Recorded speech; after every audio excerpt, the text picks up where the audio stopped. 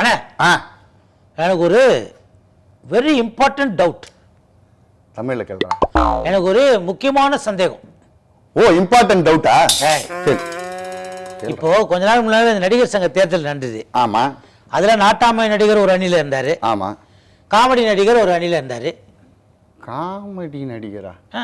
யாரு? சீட்டு கொடுத்துக்கிறாங்களே இப்போ. நடிகர். ஆமா. காமெடி பண்றாரு. இப்ப பண்ணுவாரு, இனிமேல் பண்ணுவாரு. அவரும் ரெண்டு பேரும் எதிர் அணில இருந்தாங்க. ஆமா. அப்புறம் காமெடி நடிகர் இந்த அணி வின் பண்ணிடுச்சு.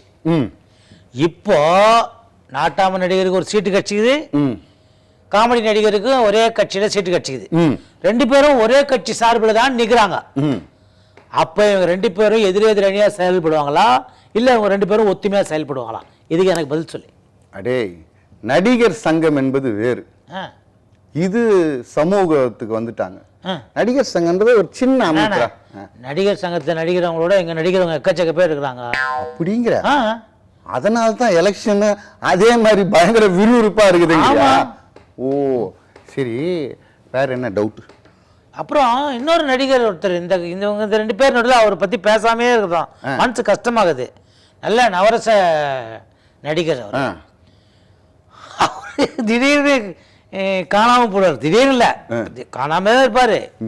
எலெக்ஷன் வர டயத்துல மட்டும் திடீர்னு ஒரு 10 பேரை அழைச்சிட்டு வந்து பரபரப்பா ஒரு இன்டர்வியூ கொடுப்பாரு. ஆனா யாருக்கும் ஒண்ணுமே புரியாது. அதே மாதிரிதான் இந்த தடவையும் பரபரப்பா வந்தாரு.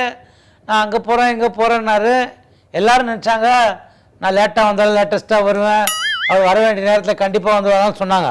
ஆனா இந்த எலெக்ஷன் என்ன பண்ணிட்டாரு, வரேன்னு சொல்லிட்டு முக்கியமா ஒருத்தர் தளபதியை பார்க்க வேண்டிய நேரத்தில் வர வேண்டிய நேரத்தை கூட வராம இருந்துட்டாரு. அது என்ன மேட்டர்?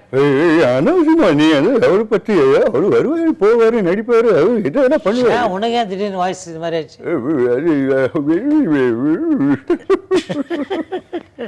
காரணம் சொல்லு. அடே, அவருக்கு வெயில் ஒத்துக்காது, ஷூட்டிங்கே சரியா வரமாட்டாரு. இவர் எப்படி மீட்டிங்க்கு வருவாரு? அவங்க கட்சி மாவட்ட செயலாளர் கூட்டத்தை கூட்டிட்டு அதுக்கே வராம போனவர் கூட்டணி சந்திப்புக்கெல்லாம் எப்படி வருவாரு? அவரெல்லாம் நம்பணும்னா நம்ம எலெக்ஷனும் நிக்க முடியாது, நம்ம கட்சி ஜெயிக்கவும் முடியாது அப்படின்னு ஊருக்குள்ள பேசிக்கிறாங்கன்னு சொல்றேனே. ஆனா நான் என்ன சொல்றேன், அந்த கட்சியே இப்ப இருக்குதான்னு நீ சொல்ற. நான் தான் சொல்றேன், ஊருக்குள்ள பேசல. அதுக்கப்புறம் நம்ம சூரிய கட்சி தாராளமா அள்ளி 41 கொடுத்துட்டாங்களே. ஆமா அப்படின்னு அந்த தேசிய கட்சியில இருக்கவங்களும் புலகாங்கிதம் அடைஞ்சிருக்காங்க. தைரியம் தானே, கொடுக்கறது பெருசு இல்ல, அதை யூஸ் பண்ணிக்கணும்ல. அது கரெக்டா.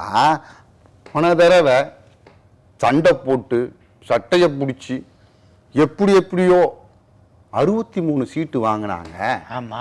இப்போ 41 வாங்கியிருக்காங்க. இதுல சந்தோஷம் வேற படுறாங்களே. இவங்க கட்சி தேஞ்சிருச்சுன்னு இவங்களே ஒத்துக்கிறாங்களா அப்படின்னு ஊருக்குள்ள பேசிக்கிறாங்களா? ஊருக்குள்ளதான் பேசிக்கிறாங்க. நான் ஒரு சின்ன டவுட் கேட்கறேன். கேளு. உனக்கு சர்க்கரை வியாதி இருக்குது. ஆமா இருக்குல்ல? இப்போ என்கிட்ட 10 கிலோ சர்க்கரை இருக்குது. சரி, நான் உங்ககிட்ட 8 கிலோ கொத்தானா 5 கிலோ கொத்தானா 3 கிலோ கொத்தானா உன்னால யூஸ் பண்ண முடியுமா? சும்மா வாங்கி வச்சுக்கலாம், அவள் தானே.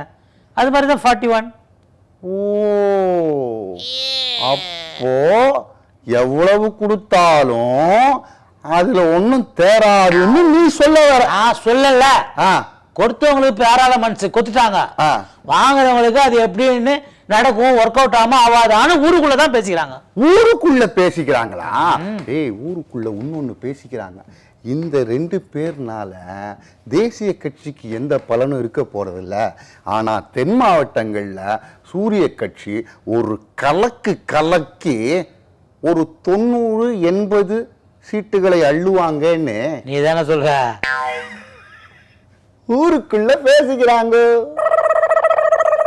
நம்ம நிகழ்ச்சியை நிறைவு செய்யறதுக்கு முன்னால இப்போ வரப்போது நீங்கள் ஆவலோடு காத்து கொண்டிருக்கும் பேரட் பஞ்ச்.